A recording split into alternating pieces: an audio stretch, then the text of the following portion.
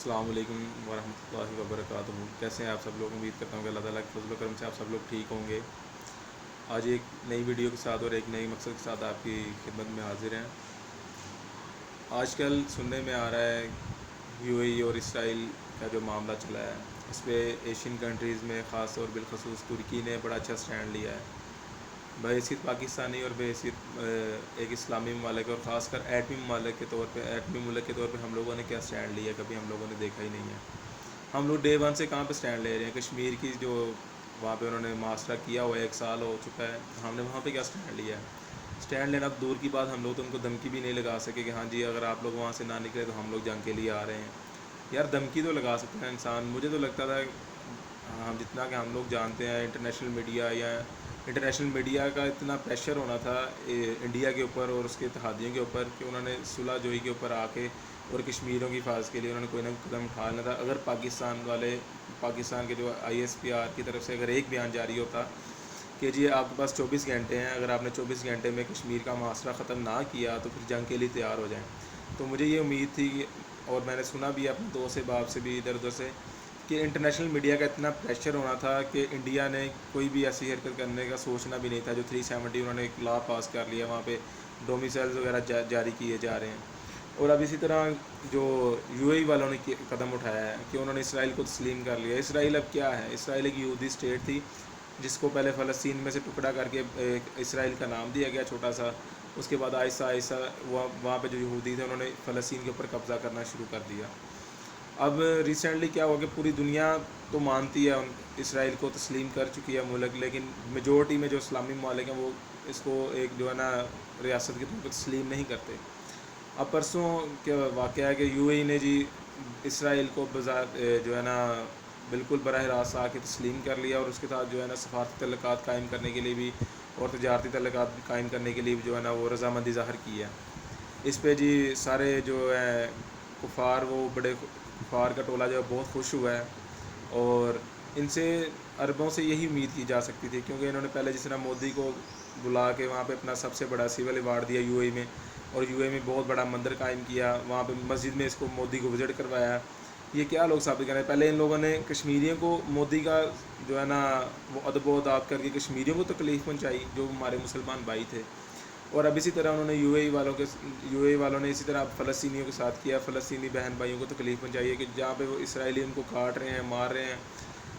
مسجد اقصیٰ پہ قبضہ کیا ہوا ہے، سب سے بڑی بات جو ہمارا قبلہ اول تھی، تو وہاں پہ ہم لوگوں نے ان کو تسلیم کر کیا ثابت کیا؟ ان کو ایک میسیج دیا کہ نہیں جی ہم لوگ جو ہے نا وہ ٹوٹ پھوٹ کا شکار ہیں، اور ہم لوگ اپنی عیاشیاں اور اپنے جو ہے نا مال کے ساتھ پیار ہے، ہمیں اسلام کے ساتھ کوئی سروکار نہیں، اور نہ ہم لوگ اسلام پہ چلنے والے ہیں۔ کیونکہ ایک ریسنٹلی میں نے مسجد میں خطبے میں ایک حدیث بھی سنی کہ حضور نے فرمایا تھا کہ جب یہ عرب لوگ سر سے امامہ اتار دیں گے نا، امامہ جو کہ عزت کی علامت ہے، تو پھر ان کا زوال شروع ہو جائے گا۔ اب دیکھیں آپ آہستہ آہستہ پہلے ان کی داڑھی چھوٹی ہیں، داڑھیوں کے سٹائل بنے، پھر انہوں نے اماموں کو سٹائل چینج کر کے وہ سر پہ وہ باندھتے ہیں، پنا سا باندھتے تھے ایک، اب وہ بھی ایک آہستہ آہستہ ان کی وہ وہاں سے بھی روایت ختم ہو رہی ہے، عربیوں نے بالوں کے سٹائل بنانے شروع کر دیے ہیں جی، اب دکھاوے کے طور پہ سارا کچھ ہوتا ہے۔ ہاں جی سعودی عرب میں ہے کچھ شہزادہ صاحب، تو وہ وہاں پہ وہ باندھ رہے ہیں سر پہ، وہ اگر وہاں سے باہر نکل کے لندن یا برطانیہ میں کدھر گئے ہیں، امریکہ میں گئے ہیں، کسی بھی جگہ پہ وزٹ کرنے کے لیے گئے ہیں اور یا چھٹیاں منانے کے لیے گئے ہیں، تو وہاں پہ کوئی چکر ہی نہیں ہے، وہاں پہ بیچز پہ بھی جا رہے ہیں، سارا کچھ ہو رہا ہے۔ تو یہ نہیں ہے ہم لوگ اسلام کے علمبردار بنے نہیں ہوئے، نہ ہم لوگ بنتے ہیں، ہم لوگ خود بہت ناقص ہیں، لیکن پھر بھی ہمیں ان چیزوں کو دیکھنا چاہیے۔ عرب ممالک اگر ایک پیج پہ اکٹھے ہو جائیں، ایشیائی ممالک کے علاوہ بھی، تو وہ پھر بھی پورے جو ہے نا کفر کو بیٹ کر سکتے ہیں، کیونکہ ان کے پاس جو پٹرول کی ایک طاقت موجود ہے نا، وہ شاید پوری دنیا میں کسی جگہ پہ ان کو میسر نہیں آئے گی۔ اگر وہ ان کے ساتھ اس طرح کے تعلقات ختم کر دیں اور اپنے ایسٹس جو ہیں وہ اپنے ہاتھوں میں جو ہے لے لیں اور ایک اسلامی قوت بنائیں، تو میرے خیال سے پورے جو ہے نا کفر کو جو ہے نا لرزہ طاری ہو جائے گا۔ اب ہمیں بیسک جو ہے نا کرنے کی ضرورت کیا ہے؟ ہمیں بیسک کرنے کی ضرورت جس طرح ترکی والے ہیں، ترکی میں یورپ جیسا ماحول بن چکا تھا، لیکن جیسے ہی طیب اردوان آئے انہوں نے اتنا چینج کیا ہے ترکی کو، جیسے کہ آپ دیکھ بھی سکتے ہیں آہستہ آہستہ، کیونکہ اب وہاں پہ اتنا زیادہ بگاڑ آ چکا تھا کہ لوگ اسے منی یورپ کہتے تھے۔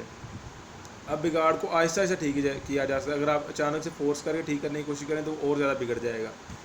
تو وہ طیب اردوان صاحب اس کو آہستہ آہستہ لے کے چل رہے ہیں. دیکھیں اب اس پہ یو اے ای کے ساتھ انہوں نے سب سے پہلا موقف جو ہے نا، سب سے زیادہ پہلا اور اسٹرانگ موقف جو ہے نا، وہ طیب اردوان کی جانب سے ہے. انہوں نے یو اے ای کے ساتھ تقریباً جو ہے نا سفارت تعلقات ختم کر دی اور اپنا سفیر واپس بلا لیا. اور ہم لوگ آج بھی جو ہے نا فواد چودھری ہمارے جو ہے نا اس کو وزیر بنایا ہوا ہے ڈبو کو، تو وہ آج بھی جو ہے نا، پہلے وہ انڈیا کو وش کر رہا تھا، یو اے ای کو بھی اپریشیٹ کر رہے، دبے الفاظ میں انہوں نے کیا ہے. شاہ محمود قریشی نے بھی کیا ہے. کامران خان جو ہمارا ایک بہت بڑا اینکر ہے دنیا نیوز پہ، اس نے بھی ٹویٹ کیا ہے، وہ بھی اپریشیٹ کر رہا ہے جی کہ ہمیں بھی اب یو اے ای کی طرح جی سوچنا چاہیے، اپنے مفادات کو دینا چاہیے. تو بھائی ہمیں ایسے مفادات نہیں چاہیے. ہم لوگ اسلامک اسٹیٹ کے طور پہ اوپر کے آئے تھے، ہماری آئیڈیالوجی ہماری اسلام پہ بیس کرتی ہے. تو ہم لوگ کبھی بھی جو ہے نا اس طرح کام نہیں کریں گے. ہم لوگ اسرائیل کو کبھی تسلیم نہیں کریں گے، اور نہ ہم لوگ اسلام مخالف کو کام کریں گے. البتہ یہاں پہ ہمیں بھی اسلام کے اوپر پریکٹیکلی امپلیمنٹ کی ضرورت ہے. ہم لوگ ویسے تو اسلامک کنٹری ہیں، لیکن ہم لوگ اڈاپٹ کر رہے ہیں سیکولرزم اور اس طرح کی لبرلزم ٹائپ جو چیزیں ہم لوگ اڈاپٹ کرنے کی کوشش کر رہے ہیں. اب ہم کوئی نہ کوئی ان کو بھی منیمائز کرنے کی کوشش کرنی چاہیے، اور اپنی آنے والی نسلوں کو اسلام کی آئیڈیالوجی کے بارے میں بتانا چاہیے، اپنے ملک کے بارے میں بتانا چاہیے یہ ملک کس لیے حاصل کیا گیا تھا، ہماری آئیڈیالوجی کیا ہے، اور ہمارے آئیڈیل کون ہے. جس طرح ہمارے آئیڈیل سب سے پہلے ہمارے آقا ہونے چاہیے حضرت صلی اللہ علیہ وسلم، اس کے بعد ہمارے لیے کوئی پرسن ہونا چاہیے، اور ہمارے لیے ان کی زندگی اور جو ان کا طریقہ کار تھا، جو جس طرح انہوں نے زندگی گزاری، ہمیں بھی اسی طرح زندگی گزارنی چاہیے.